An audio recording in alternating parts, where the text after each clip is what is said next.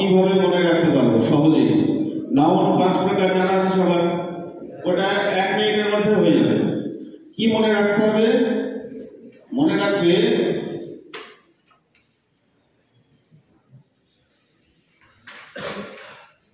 Common can, common can, common তে common noun, আর এই সিতে কি মনে রাখবে?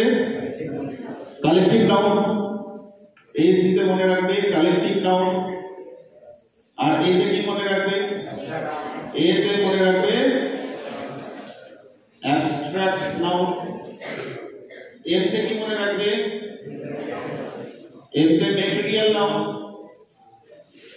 এতে ম্যাটেরিয়াল নাউন। পিতে কি মনে রাখবে? হ্যাঁ, প্রপার নাউন। তাহলে 1 মিনিটের মধ্যে নাউন কত প্রকার? কমন ক্যান ওয়ার্ডটাকে মাথায় রাখলে 1 মিনিটের মধ্যে এটা আমাদের মনে থেকে যাবে।